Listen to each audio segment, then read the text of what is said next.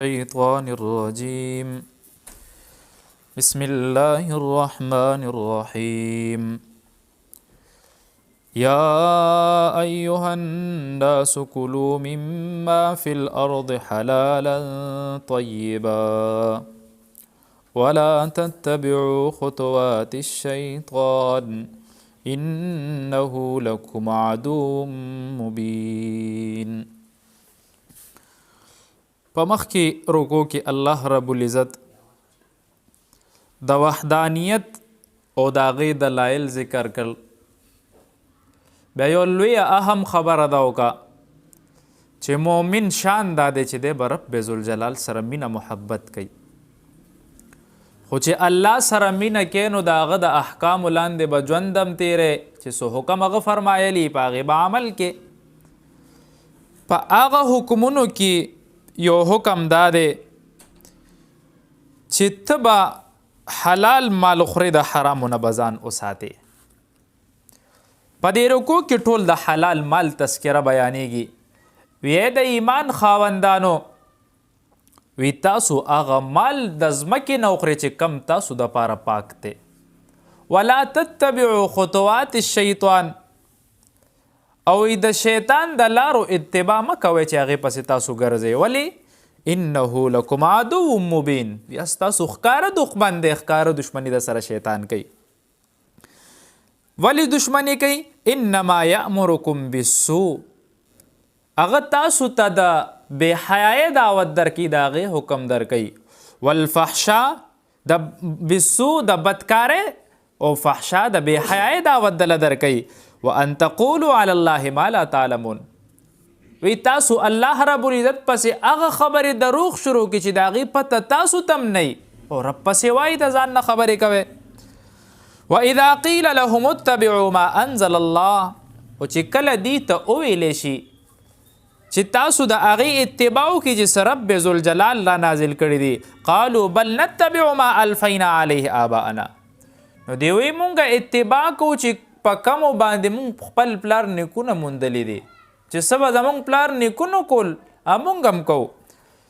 اولو کان آباؤهم لا یعقلون شیئا ولا یهتدون، اگر چې د دې پلاران نیکونه هغې په هدایت لاره باندې نه وو، هغې په ګمراهۍ باندې وو، خو بیا هم دي د هغې اتباع کوي. ومثل الذین کفروا کمثل الذي ینعق بما لا يسمع الا دعاء ونداء، او د دې کفر مثال داسې دی چې یو سړی په خپله کوڼ دی او د آواز کې چاته، نو دی صرف د چغې نه علاوه نه څه اوري نه د بل خبره اوري. صم بکم عمي فهم لا یعقلون، وی دا کاڼه دي، ګونګیان دي، ړانده دي، وی دې کې څه عقل نشته. یا ایها الذین آمنو، ای د ایمان خاوندانو، کلوا من طیبات ما رزقناکم، رب ذوالجلال پاک خورئ چې څه مې دله درکړي دي. دویم حکم څه کوي چې خورئ نو څه به کې؟ وشکرو لله، زما شکر به ادا کې. ان کنتم ایاه تعبدون، کچرې تاسو خاص ته الله عبادت کوئ. دویمه خبره بیا د محرماتو کوي. اولنۍ خبره په دې کې دا ده چې الله تعالی د حلت حکم ورکي، د حرمت نه ځان ساتلو خبره کوي. بت پرسته به چې وو نو هغې به د غیر الله په نوم باندې ذبحګانې کولې، یا بعضې داسې شیزونه به وو چې الله خو به حلال کړي دي به بیا حرام کړل، په خپله به یې حرام که. حدیث کې راځي حضور پاک فرمایي وی الله تعالی وی چې تاسو له ما ډېر شیزونه داسې که چې حلال کړي مې دي، خو وی تاسو زما د اتباع په ځای د شیطان اتباع وکړه، چې حلال شیزونه هم په ځان باندې حرام کو، حرام ځان له حلال کړل. دویمه خبره دا کوي د دې آیات شاین نزول چې کله وشو نو سعد ابن وقاص رضی الله تعالی عنہ حضور پاک سره ولاړ، یا رسول الله وی ما ته دعا وکړه چې زه مستجاب الدعوات شم. مستجاب الدعوات دې ته ویلی کیږي چې زما هر یو دعا قبلیږي، چې لاس اوچتوم رب قبلی. حضور پاک ورته وی اے سعد، وی حلال اخرى، حلال وګټه، وی هر یو دعا به دې قبلیږي. وی چې کمې خېټې ته د حرامې یو لقمه لاړه شي، یو نوړی لاړه شي، نو وی 40 ورځو پورې د هغه یو عبادت نه قبلیږي، نو دا هغه به دعا څه قبول شي. او وی جهنم باندې حضور پاک وی هغه غوښه چې کم د حرام د لقمې نه جوړه شوي هلته سوځي د هغې نه پس به بیا رودي. یو بل روایت کې راځي حضور پاک وی یو سړی دی او د سفر آثار په د باندې ظاهر دي چې لوی سفر یې کړی دی، ستړی راغلی دی، الله ته کېناست وی یا رب سوالونه کوي. حضور پاک وی وملبسه حرام، وی د کپړه د حرامو ده. بل وی خوراک حرام دی، چال چلن حرام دی، هر څه حرام دی. فانا یستجاب له، وی د دا دعا به څنګه قبلیږي چې جامې د حرامو اغوندي، خوراک د حرامو کوي. اکثریت خلک دا وی کنه وی چې یاره زما دعا ولې نه قبلیږي، زه دعاګانې غواړم الله نه قبلی، الله زه په څه کې رانیولی یم. خو مونږ چې کم ځای راته ښکاري بس هغې کې خوله وو او په هغې باندې تېرېږو. الله مهلت ورکوي. یو حدیث کې راځي، لوی حدیث دی، علماو د هغې باره کې مختلف قسمه تفاسیر هم کړي دي. حدیث خو ضعیف دی خو د هغې مفهوم صحیح دی. حدیث داسې دی وی چې د حلال مال ګټل دا دویمه فریضه ده. اولنۍ فریضه چې ده نو هغه منځ، روزه، زکات، حج دا فرایض دي. دویمه فریضه په انسان چې کومه ده نو هغه حلال مال ګټل دي. یو عام مسلمان دله دا نه دي پکار چې دی په کور باندې کینی. حضور پاک وی چې تر څو پورې کار کولی شي کوه. شیخ بلخي رحمه الله یو ځل په لاره باندې تجارت په سفر باندې تله، نو وی کته یو مرغه ګوډه وه، بله مرغه به راتله، هغې ته به یې دانه لړکول، هغې به دانه خوړه. د تجارت نه راواپس شو، کېناستو ابراهیم بن ادهم رحمه الله سره، ورته وی چې خدای هغې له رزق ورکړي، ما له نشي راکولی. وی ځان نه کمزورې مه جوړو، بهادر ځان نه جوړ کا، ځان نه سست مه جوړوه. مونږ سست شوي یو، په کور به ناست دي، مړه بس الله غفور و رحیم دی، رزق به راله راکړي که نه. خو بیا چې چرته د غلطې وانې دانې ټیمې ضرورت راشي، بیا نه حلال ګوري نه حرام ګوري، هغې ته وردانګي. نو ځان به سستی نه. درې شیزونه داسې دي چې هغه د انسان د براعت ذریعه ګرځېږي. عبدالله رضی الله، سهل بن عبدالله رضی الله تعالی عنه وی یو هغې کې حلال خوراک دی. کم سړی چې حلال مال ګټي، په فرایضو باندې عمل کوي او په سنتو باندې عمل کوي، دا د دې سړي دپاره د نجات ذریعه ده. او که داسې نه نو د دې نه پس ته به دا سړی بیا په عذابونو کې مبتلا کیږي. بل روایت کې راځي چې د حلال رزق ډیر زیات برکات دي. حضور پاک به اکثر دا معمولو چې کله به اودس وکړو نو د هغې نه پس ته به دعا غوښته، اللهم اغفر لی ذنبی ووسع لی فی داری وبارک لی فی اهلی یا فی مالی، چې الله د ما ګناهونه معاف کړي، په ژوند کې، په کور، په مال کې مې برکت واچي. دا د حضور پاک معمولو. نو دعاګانو سره د انسان په مال کې ډیر زیات برکات راځي. نن سبا چې مونږ چاله عزت ورکو نو هغه د څه وجې نه ورکو چې وایي دا سړی عزتدار دی. ښځې له چې کله نن سبا عزت ملاویږي نو د بې حیا د وجې نه ملاویږي. د هغې وجه دی چې یاره یا ښځه ښایسته ده، هغې بې حیایي کړې ده، نور به په هغې کې د حیا د نوم څه شیز نه وي، د شریعت د پابندو څه شیز به نه وي، خو یاره به دا مونږ کې ډېره معززه ده. ولې چې ټول د حسن پجاریان شوي دي. او عزت مونږ چاله ورکو چې کم سړي سره دولت وي، د روپۍ عقل به یې نه وي، کم عقل خر به وي، او دولت به ورسره وي چې څه خبر وکړي وی جي خانجي ارشادو فرمایلو، او چې غریب خبر وکړي مړه وي تار سے لګیا فضل، دا خبره به اهمیت لري، خدای به وله ترجیح نه ورکوي. نو دا شیزونه معیار چې جوړی د انسان په تقوا باندې جوړ کا. وګوره د انسان څومره پرهیزګاره دی. انسان له چې عزت ورکړي وګوره چې دی د الله په نس باندې څومره معتبر دی، بیا هغه له عزت ورکوه. خو شرط دا دی چې د حلال رزق تعالی شروع کا، د حرامو د لقمو نه ځان وساته چې څلوېښت ورځې ستا عبادت نه قبلیږي. اسې ډغرې وې، لاسونه اوچتې، نو څه به وکړې په دې مال باندې؟ دلته دې ته مې وختي خبره کوله، د یو کس ته دومره ښکلې کور یې جوړ کو، درې څلور چته کور یې جوړ کو، رنګونه پکې شروع د اختتامي ده، او نن یې څلورمه ورځ ده چې وفات شوی دی، کسانو سم پکې کار کوي. ته د انسان حلي تا ته پته نه لګي کله در باندې آوازه کېږي، کله راځي. خو هر وخت داسې تیار اوسه چې بس اوس په ما باندې مرګ راغو خو مونږ د شبهاتو نه ځان نه ساتو. بعضې شیزونه داسې وي چې مونږ وایي یاره دې ځای کې مې وانه دا نه داسې وکړه چې یاره دوکه مې سړي سره وکړه خپلې پیسې مې بچ کې. حضرت تانوي رحمه الله به چې کله په ریل ګاډي کې سفر کولو چې اضافي سامان به ورسره نو لا بړودن نه به ورته وایي دا اضافي سامان دی ما سره د دې څه قیمت دی چې زه جمع کم. نو یو ورځ د هغه کم ځای ته چې تللی سټیشن د په هغې چې کم نګران و د هغه مریدو ورته وي حضرت وی ضرورت نشته وی پیسې مه جمع کوه وی زه در سره ځم وی کم ځای پورې را سره ځې وی سټیشنه پورې وی زه خو هغې نه مخکې ځم وی زه به بل چاته اطلاع وکړم به در سره لاړ شي وی نه زه هغې نه مخکې ځم ورته څومره مخکې ځي وی زه خو آخرت سفر باندې روان یم وی رب نه به مې بچ کې به دې باندې وی نه حضرت دا ټیک خبره ده. نو بیا به هغه ورته نه وي چې کله به راتلو اکثریت مونږ چې په جازونو کې سفر کوو نو چې سامان را باندې اضافي شي نو یاره بس سفارش به وکړو چې سړی به راله دا کار وکاږي یا چېرته لاړ شي د دوکې په نظر باندې یاره سفارشي مې شته که نه غلط سفارش نو دا چې کم مال تا بچ کو دا ستا په دې مال کې تا سره زم شي دې کې ماغه د حرمت بوی راشي. لکه موږ دعاګانې کوو چې یاره بچیم نیکان صالحان شي بچیم ولیان شي خو چې ستا په مال کې شبهات ته دې کې ننوتې بچې دې څنګه عالم شي. د دواړو جهانو سردار د خولې نه چې کم الفاظ وتې دي او چې کم محدثینو راجمع کړي دي اولس شیزونه داسې دي اولس چې هغه د انسان د حلال رزق زیاتولو یو ذریعه ګرځېږي چې موږ هغې ته د رزق کنجانې وایو. په هغې کې اولنی شیز چې کم دی هغه مونځ دی. حضور پاک وایي روایت کې راځي وامر اهلک بالصلاة وی چې خپل خپل اهل او عیال له د مونځ حکم ورکا چې دې مونځ وکړي.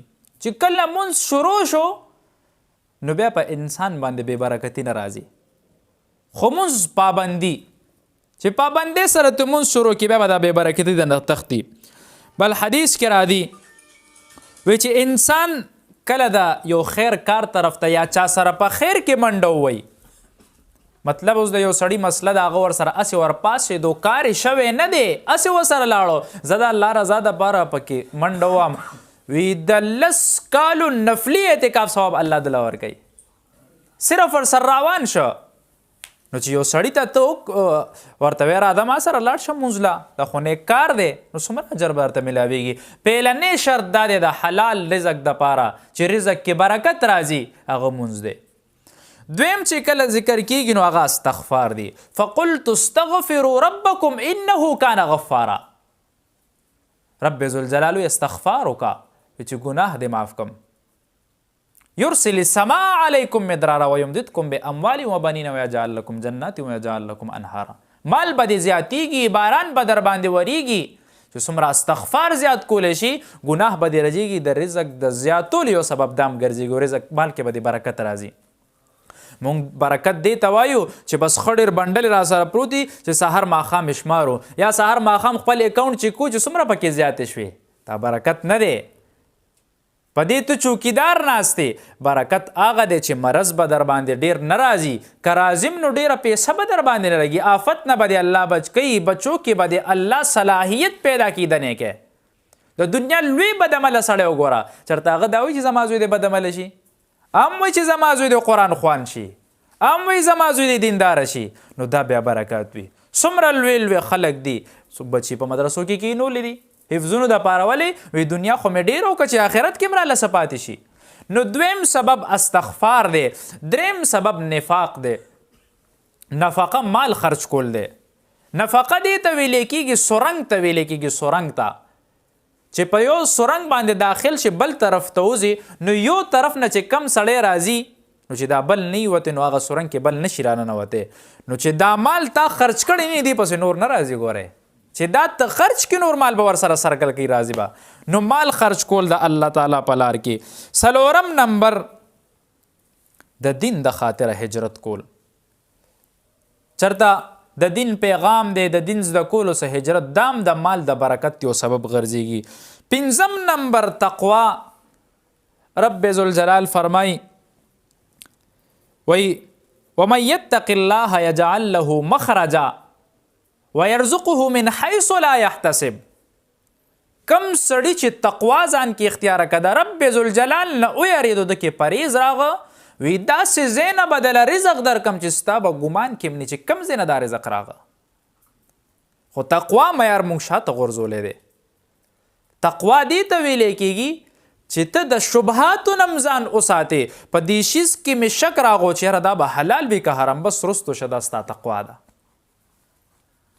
نو تقوا د مال د زیاتولو یو سبب مال کې د برکت یو سبب ګرځېږي. شپږم نمبر شیز زیات عبادت کول. کثرت سره چې عبادت کې دا په مال کې برکت راځي. استغفار وی درود وی منځونه کې قرآن تلاوت کې خلکو سره ښېګڼې کې دام یو عبادت دی. وګورئ په کسب کې شرمېږئ ما هر قسمه کار کوئ. د دواړو جهانو سردار ګورئ کسب کړی دی. په مدینه کې په وادي جرف کې حضور پاک هلته کې په پټو کې کار کړی دی. په مکه مکرمه کې حضور پاک په اجرت باندې چیلم سرولی دی. د شام 2 سفر تجارت د پاره کړی دی. ته چې کله تجارت کې نو په دې نیت باندې کوه کاروبار کې چې زما پیغمبر دا کار کړی دی نو ستا تجارت ته هم د عبادت دی ستا نوکري ده هم د عبادت دی ځکه چې پیغمبر دې کار کړی دی. نیت پکې دا وساته. شپږم نمبر د اتم نمبر چې کله علما ذکر کوي اوم نمبر زیات حج او عمرې کول. چې کم سړی حج او عمرو له زیات زیاده په مال کې الله ډېر برکت اچوي. روایت کې راځي وما امراج قط. حضور پاک کوئی رحمی حدیث کې راځي من يحب ان يزاد في عمره ويزاد في رزقه فليصل رحمه. وی کم سړی چې دا وایي چې زما په رزق کې د زیاتوالی راشي په عمر کې مې زیاتوالی راشي د هر سړي دا هیره چې عمر مې ډېر شي نو وی دی د صله رحمي شروع کی. مونږ خو چې خپل سړي له خپې نه والي که نه نه سمیږو. وی صبر وکوي دا ترور زوی مې ولې ښه شوی دی راشه اول ورته کنده وکنه را شیطانې ورته وکړه خدادار دې پرېږده چې اول خو دې ووایي. نو موږ د دې برعکس روان یو. صله رحمي سره ستا په مال کې برکت راځي. بل چې ذکر کوي علما کمزورو سره حسن سلوک کول. او موږ وایي مړه غریب خدای پیدا کړی دویم چې دا غریب ختم کم الټه د غریب تذلیل مونږ کوو. بل چې علما ذکر کوي په الله باندې بروسه کول په هر کار باندې په الله باندې توکل کول دام د مال د برکت یو سبب جوړیږي. یو لسم نمبر چې علما ذکر کوي نو د الله تعالی د نعمتونو شکر ادا کول.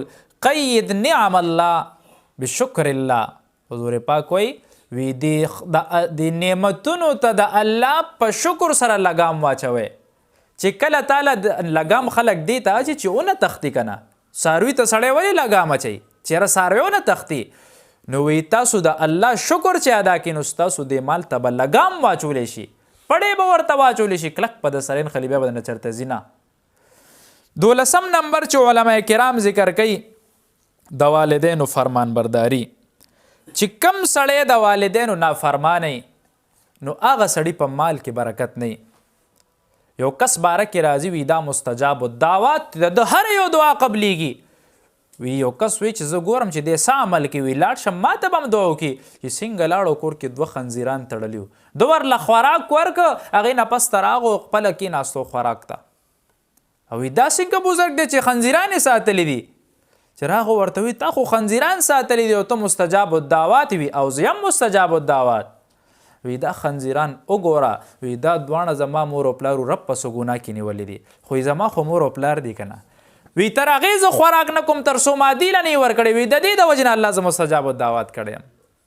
کنې دومره لوی ګناه کې خدای نیولی دي شکلونه یې مسخه شوي دي او بیا هم د هغې خدمت کوي الله تعالی د مستجاب الدعوات کړی دی. او زمونږ د نوې پړلې ځوانان چې یو 2-3 فوټو اوږد شي مړه زما پلار د زړې زمانې دی په دې خبرو څه پوهېږي یاره بس دا پلانې سړی دا یار دو زما د پلار نه ماته افضل دی د دپاره زه خپل پلار هم پرېږدم. نو دا سوچونه روان دي. والدینو سره فرمان برداری کول د هغې د هرې خبرې اطاعت کول د هغې ادب کول دا رزق کې زیاتوالی راځي. او چې کم مال دی په والدینو باندې وخړو یقینو که د هغې په 80 چنده څه په 100 چنده به درته الله درکوي. ګورئ په زور پې خورئ، د دې عجیبه برکات دي.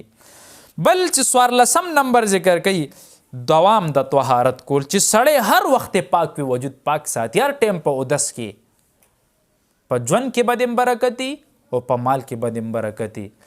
بیا یو بل علما چې ذکر کوي هغه د چاشت مونځ ذکر کوي. د 10 بجو وخت کې اکثر دا مونځ چې کله سړی کارونه لاړ شي په دې وخت کې ډېر زیات برکات. نو د ښځو ته ویل پکار دی چې را خاوندانو دپاره یو 100 رکاته 2 رکاته چاشت مونځ کوئ او هغې ته دعاګانې کوئ چې الله د دې په دې مال کې برکت واچوي. 15 چې علما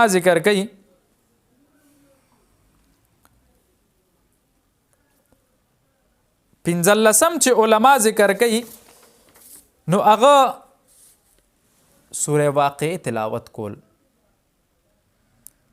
چې کم سړی د سورته واقعه تلاوت کوي نو الله تعالی د په دې مال کې ډیر زیات برکات اچي. ماسختن ټیم کې عبد الله ابن مسعود صاحب چې کله حالت وفات باندې پروت ته، په دې وخت کې عثمان رضی الله تعالی عنہ راضي ورته حضرت وستا ټولې لوریانې دي چې سمال دل درکم څه ضرورت دی چې دل درکم، ورته نه وی ما ته پیغمبر یو صورت خولې دی، وی ما بچو ته هغه خولې دی، وی تر څو پورې وی زما بچي هغه صورت وی د هغې د رزق غم نشته نو ماښام مونځ نه بعد دا صورت واقعه وایي. بل چې علما کرام ذکر کوي نو هغه کم یو فقیر چې دله راشي نو هغه فقیر مه رټه. مونږ چې راشو که نه مړه روغ رمټې بس دا د هغه کار دی. او چې 19 ذکر کوي نو هغه دعا، چې دعا غواړئ، دعا د حلال مال طلب کوئ. په دعا کې د حلال مال ډېر عجیبه برکات دي، خو چې د څه وجې نه مال کې نحوست راځي نو هغه چې کم علما ذکر کړي د هغه یو څو دي، تفصیل به پکې نه یم، زر به ذکر کو. یو خو دا ده چې چپلې دې اچولې وي په ولاړه باندې خوراک کې، دا د فقر او د غربت سبب جوړیږي. مونږ نن سبا ټول داسې کوو چې د بوفې سیسټم له لاړ شو په ولاړه باندې به ولاړو لکه ځناور ولته خوراک کې په ولاړه، خو ځناور خوراک کوي، ځناور هم چېرته په ناسته په خوراک کتلی دی او ورته ودرېږي. یو دا سبب دی فقر. بل چې بیت الخلا باتروم ته داخلیږي او سرتوره سر داخله شي، او نن سبا موږ ټول په دې کې مبتلا یو، جومات ته سرتوره سر راځو، د بیت الخلا خو پرېږده. میلمه چې کله راشي په ځان باندې بوج ګړي چې یاره دی بیا راغو دی له به څه تیارو، نو دا د فقر یو سبب جوړیږي. دې سره سړی غریب کېږي چې کم مالی ورسره هغه هم ترې نه ځي. بل دا چې لاسونه دې نه وینځلې، کلمه دې نه ویلو، روټۍ ته کښېنې، دا د فقر یو سبب جوړیږي. خوراک دې په کم لوښو کې وکړو، هغه لوښي دې ونه وینځل، ګنده په ګنده دې کېښه، ټایم پې تېر شو، نو دا هم د نیستۍ یو سبب ګرځېږي. بل سبب چې په جومات کې خبرې کول، فقیر ته خبرې کول او د ماښام مونځ نه پس ته بغیر څه عذر اوده کېدل، دا د غریبۍ سبب جوړیږي. او بل مونځونه په زوره قضا کول، یو سړی نه د عذر د وجې نه مونځ قضا شو او یا په زوره ځان نه مونځونه قضا کوي، اکثریت خلک مونځونه نه کوي. دروغ ویل او بل یو سبب دا جوړوي کم سړی چې ګانې اوري، مغنیات چې هر ټیم په ګانو کې د مبتلایي او دا ټول ځوانان دا کوي چې څه خبرې هغې کې بس همدا سازونه مازونه، نو دا د فقر یو سبب جوړیږي. او کم خلک چې خپل اولاد ته بددعا کوي وي دا هم د دې د غربت سبب جوړیږي. او ټولې ښځې په دې کې مبتلا دي چې خپل اولاد ته بددعاګانې کوي، بدې ردې ورته وایي بچو ته، نو دا د غریبۍ یو سبب جوړیږي. قرآن مجید بې اودس اوچتول او نامحرمو ښځو ته کتل، او کم سړی چې په کور کې ښځه او سړی چې په کم کور کې جګړې کوي نو دا هم د فقر یو سبب جوړیږي. نو دا علماو 15 ژوند ذکر کړي دي، خو حلال رزق طلب وکړئ. یقین وکړه چې څه مال دې په نصیب کې دی هغه به درته ملاویږي. یو کس وي یاره ما وریجې خوړې د هغې یو دانه زما تېره شوه، هغه دانه زما د سارک ته لاړه، وي 8 کاله وي زه لاړم ډاکټرانو له علاج مې وکړه، 8 کاله وي دانه نه راوته، وي هغې وي که اپریشن د لکو معمولي دی له ګوتې سارک به دې شلېدلی نشو کولی سه.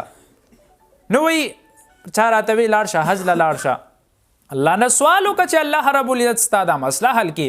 وی چې لاړم الله نه مې هلته سوال وکړو، مطاف کې کېناستم نو یا ترشنګی راله راغه، وی چې څنګه مې هغه وکړو وی یقین وکړه هغه دانه رانه هلته په ځمکه پرېوته مطاف کې وی چې څنګه هغه دانه پرېوته وی په دې وخت کې یو مرغۍ راغه هغه دانې خوله کې اوچته کړه ولاړه زما په خوله کې دننه شوی رزق 8 کاله الله د دې په نصیب کې لیکلی دی له وساتلو نو چې څه دې په نصیب کې وي څه دې په قسمت کې اب تا ته ملاويږي خو چې څه دې په قسمت کې نه درته اسم نه ملاويږي یو کس باره کې راځي یو عالم خبر وکا وی یروي الله تعالی چې د لصدر کینو اب ستا په نصیب کې خامخا درته ملاويږي نو یو الک ویزه نه خورم خدای دې مال راکي را باندې دی وخوري لاړو مور تی بچي اوخرا وی نه وی بس نه خورم مور خو به بچي خبه کیږي نو خوراک بوینه بول راتلا غینه لاړو بهر نو مور پسې هغه پراټه پخ کړي وا د پاسه په ورته هغه نور ارسم لګولیو بار ورته کې خو په یو میدان کې په یو ځنګل کې الته کلی کې پاتې کېده چرته نو دله بابوی راتلل ته نه پاسه د بل ځای کې کېناسته